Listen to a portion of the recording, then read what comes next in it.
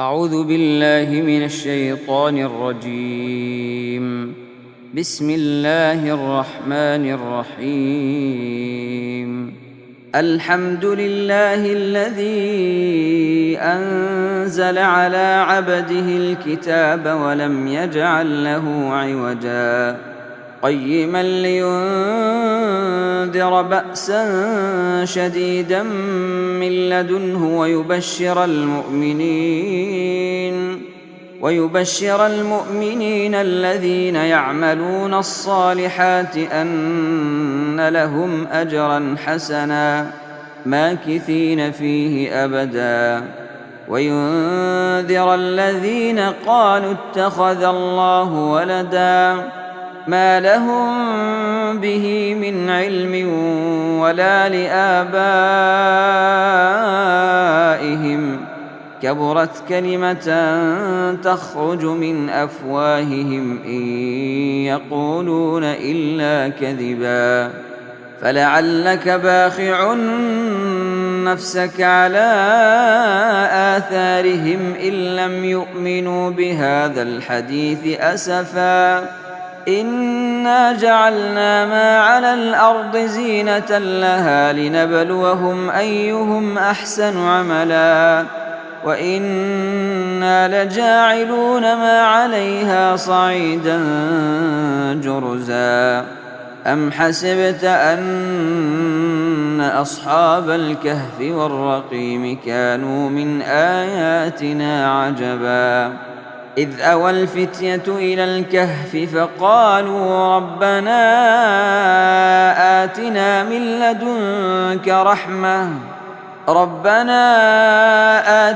من لدنك رحمة وهيئ لنا من أمرنا رشدا فضربنا على آذانهم في الكهف سنين عددا ثم بعثناهم لنعلم أي الحزبين أحصى لما لبثوا أمدا نحن نقص عليك نبأهم بالحق إنهم فتية آمنوا بربهم وزدناهم هدى وربطنا على قلوبهم إذ قاموا فقالوا ربنا رب السماوات والأرض لن ندعو من دونه إلها لقد قلنا إذا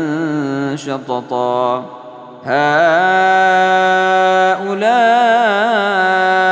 قومنا اتخذوا من دونه آلهة لولا يأتون عليهم بسلطان بين فمن أظلم ممن افترى على الله كذبا وإذ اعتزلتموهم وما يعبدون إلا الله فأووا إلى الكهف ينشر لكم ربكم من رحمته ويهيئ لكم من أمركم مرفقا وترى الشمس إذا طلعت تزاور عن كهفهم ذات اليمين وإذا غربت تقرضهم ذات الشمال وهم في فجوة منه ذلك من آيات الله من يهد الله فهو المهتد ومن يضلل فلن تجد له وليا مرشدا وتحسبهم أيقاظا وهم رقود ونقلبهم ذات اليمين وذات الشمال وكلبهم باسط ذراعيه بالوصيد لو اطلعت عليهم لوليت منهم فرارا ولملئت منهم رعبا وكذلك بعثناهم ليتساءلوا بينهم قال قائل منهم كم لبثتم قالوا لبثنا يوما أو بعض يوم قالوا ربكم أعلم بما لبثتم فابعثوا أحدكم بورقكم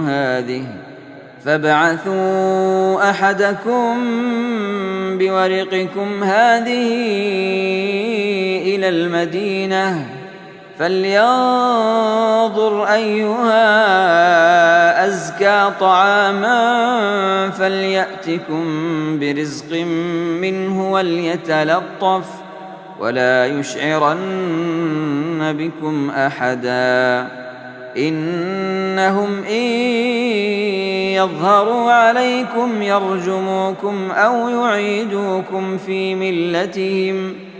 يعيدوكم في ملتهم ولن تفلحوا إذن أبدا وكذلك أعثرنا عليهم ليعلموا أن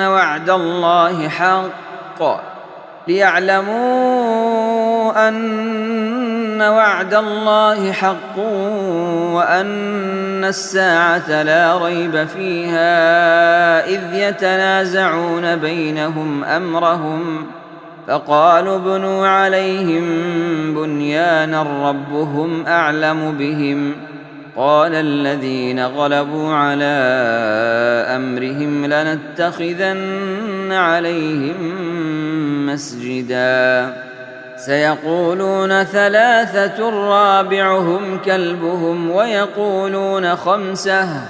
ويقولون خمسة سادسهم كلبهم رجما بالغيب ويقولون 7 وثامنهم كلبهم قل ربي أعلم بعدتهم ما يعلمهم إلا قليل فلا تمار فيهم إلا مراء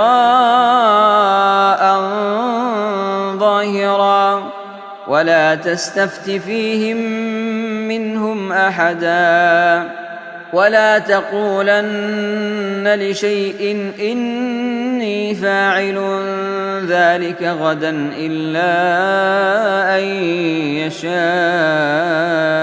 الله واذكر ربك إذا نسيت وقل عسى أن يهديني ربي لأقرب من هذا رشدا ولبثوا في كهفهم 300 سنين وازدادوا 9 قل الله أعلم بما لبثوا له غيب السماوات والأرض أبصر به وأسمع ما لهم من دونه من ولي ولا يشرك في حكمه أحدا واتل ما أوحي إليك من كتاب ربك لا مبدل لكلماته ولن تجد من دونه ملتحدا واصبر نفسك مع الذين يدعون ربهم بالغداة والعشي يريدون وجهه ولا تعد عيناك عنهم تريد زينة الحياة الدنيا ولا تطع من أغفلنا قلبه عن ذكرنا واتبع هواه وكان أمره فرطا وقل الحق من ربكم فمن شاء فليؤمن ومن شاء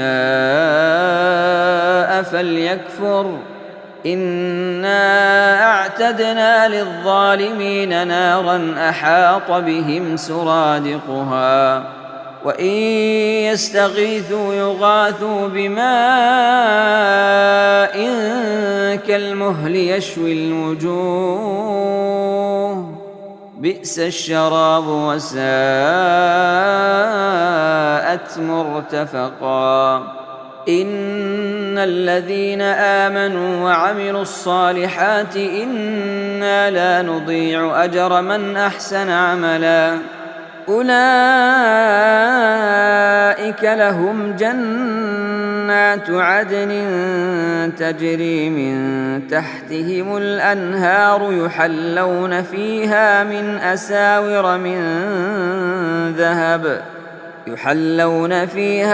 أساور من ذهب ويلبسون ثيابا خضرا من سندس واستبرق متكئين فيها على الأرائك نعم الثواب وحسنت مرتفقا. واضرب لهم مثل الرجلين جعلنا لأحدهما جنتين من أعناب وحففناهما بنخل وجعلنا بينهما زرعا كلتا الجنتين آتت أكلها ولم تظلم منه شيئا وفجرنا خلالهما نهرا. وكان له ثمر فقال لصاحبه وهو يحاوره أنا أكثر منك مالا وأعز نفرا. ودخل جنته وهو ظالم لنفسه قال ما أظن أن تبيد هذه أبدا وما أظن الساعة قائمة ولئن رددت إلى ربي لأجدن خيرا منها منقلبا. قال له صاحبه وهو يحاوره أكفرت بالذي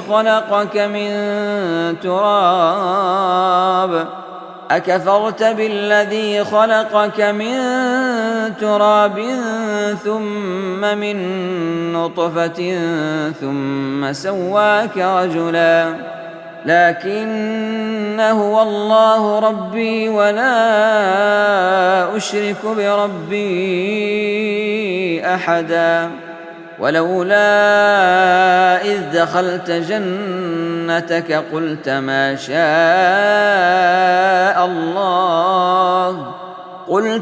شاء الله لا قوة إلا بالله إن ترني أنا أقل منك مالا وولدا فعسى ربي أن يؤتيني خيرا من جنتك ويرسل عليها حسبانا من السماء فتصبح صعيدا زلقا أو يصبح ماؤها غورا فلن تستطيع له طلبا. وأحيط بثمره فأصبح يقلب كفيه على ما أنفق فيها وهي خاوية على عروشها ويقول يا ليتني لم أشرك بربي أحدا. ولم تكن له فئة ينصرونه من دون الله وما كان منتصرا.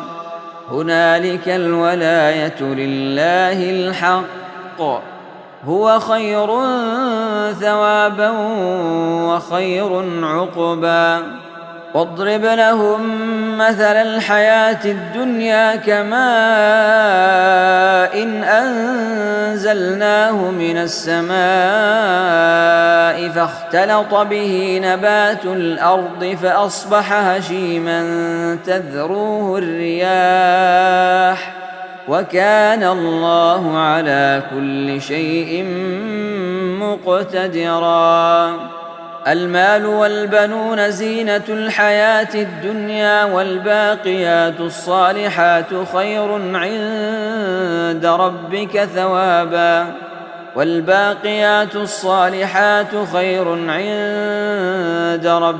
ثوابا وخير أملا.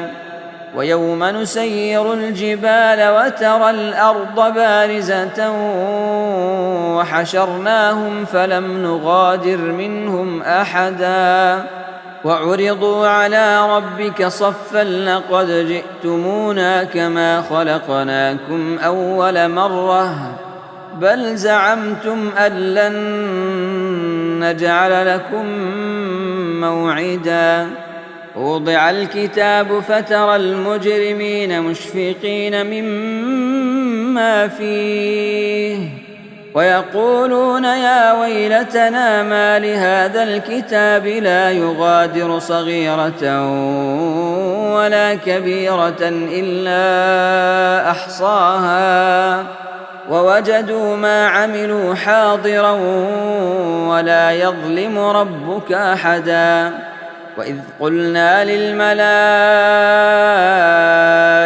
اسجدوا لآدم فسجدوا إلا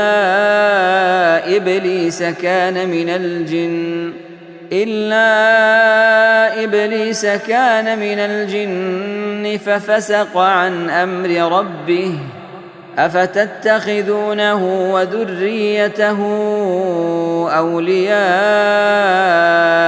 من دوني وهم لكم عدو بئس للظالمين بدلا ما أشهدتهم خلق السماوات والأرض ولا خلق أنفسهم وما كنت متخذ المضلين عضدا ويوم يقول نادوا شركائي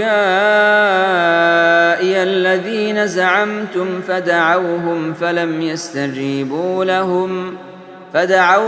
فلم يستجيبوا لهم وجعلنا بينهم موبقا ورأى المجرمون النار فظنوا أنهم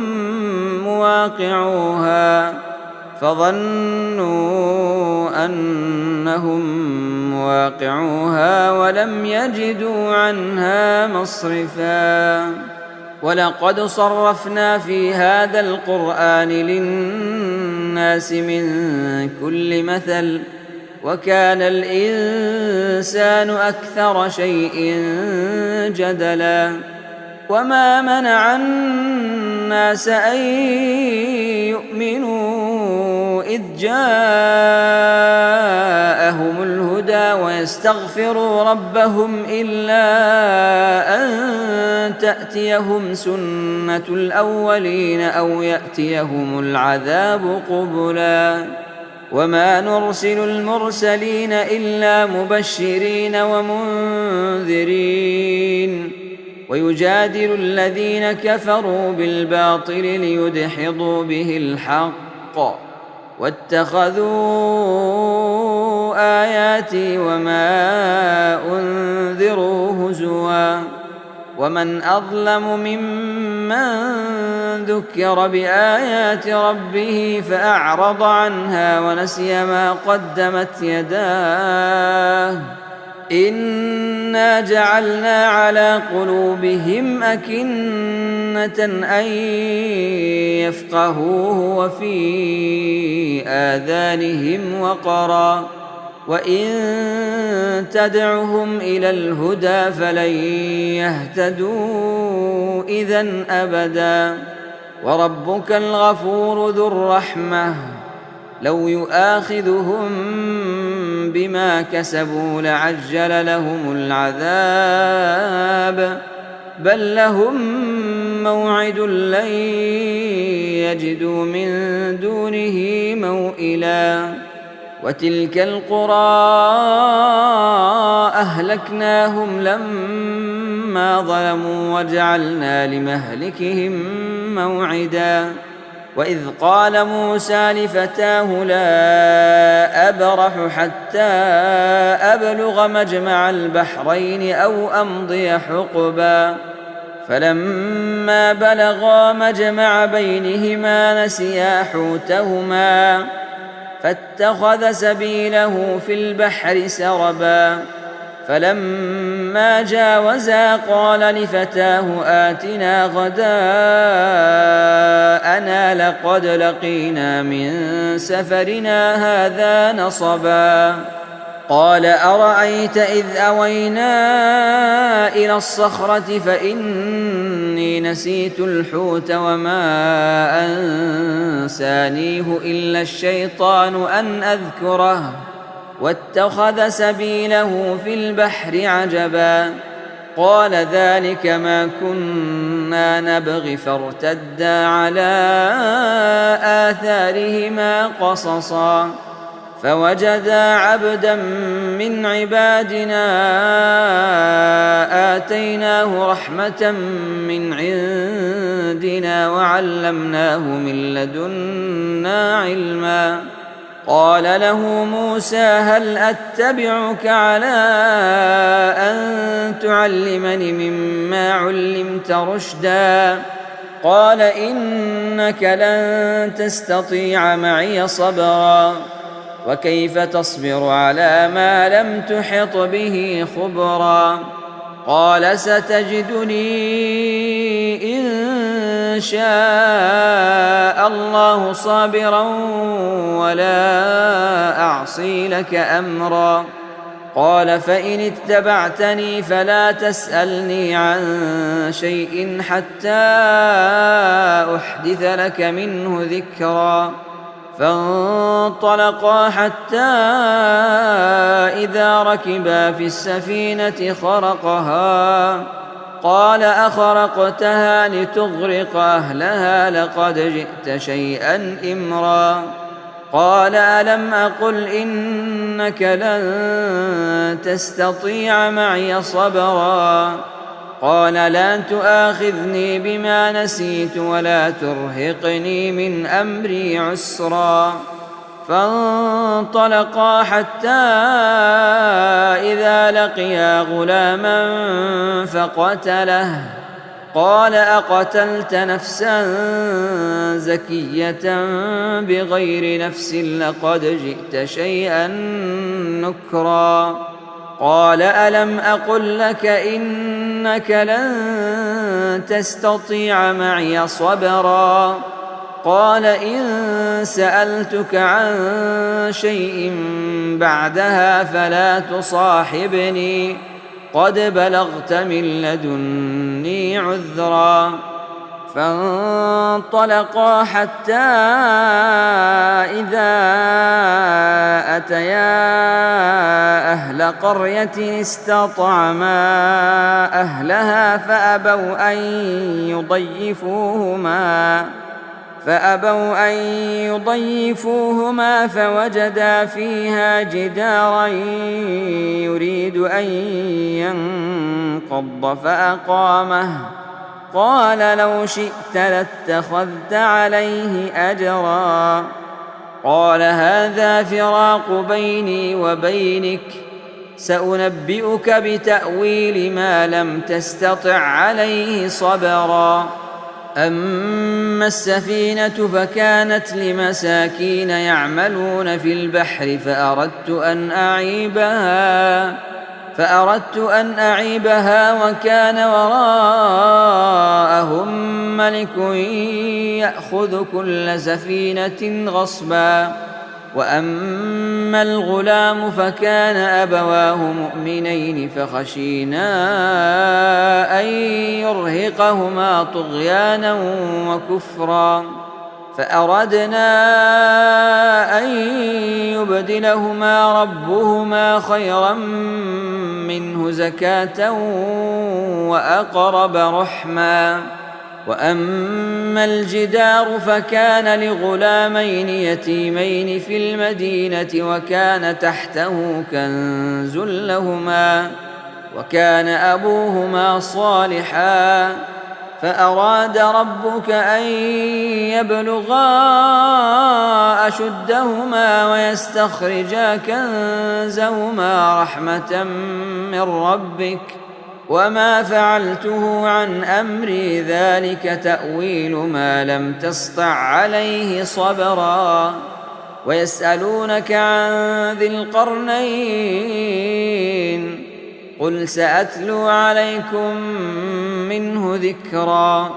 إنا مكنا له في الأرض وآتيناه من كل شيء سببا فأتبع سببا حتى إذا بلغ مغرب الشمس وجدها تغرب في عين حمئة ووجد عندها قوما.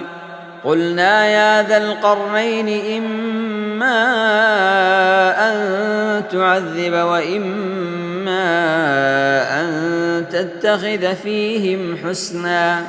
قال أما من ظلم فسوف نعذبه ثم يرد إلى ربه فيعذبه عذابا نكرا.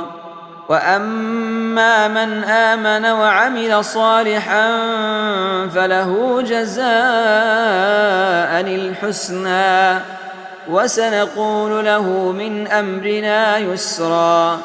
ثم أتبع سببا حتى إذا بلغ مطلع الشمس وجدها تطلع على قوم لم نجعل لهم من دونها سترا. كذلك وقد أحطنا بما لديه خبرا. ثم أتبع سببا حتى إذا بلغ بين السدين وجد من دونهما قوما لا يكادون يفقهون قولا. قالوا يا ذا القرنين إن يأجوج ومأجوج مفسدون في الأرض فهل نجعل لك خرجا على أن تجعل بيننا وبينهم سدا. قال ما مكني فيه ربي خير فأعينوني بقوة أجعل بينكم وبينهم ردما. آتوني زبر الحديد حتى إذا ساوى بين الصدفين قال انفخوا حتى إذا جعله نارا قال آتوني أفرغ عليه قطرا. فما استطاعوا أن يظهروه وما استطاعوا له نقبا. قال هذا رحمة من ربي فإذا جاء وعد ربي جعله دكاء وكان وعد ربي حقا. وتركنا بعضهم يومئذ يموج في بعض ونفخ في الصور فجمعناهم جمعا. وعرضنا جهنم يومئذ للكافرين عرضا. الذين كانت أعينهم في غطاء عن ذكري وكانوا لا يستطيعون سمعا.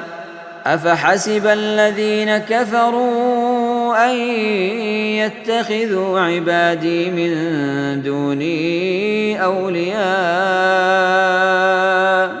إنا أعتدنا جهنم للكافرين نزلا. قل هل ننبئكم بالأخسرين أعمالا الذين ضل سعيهم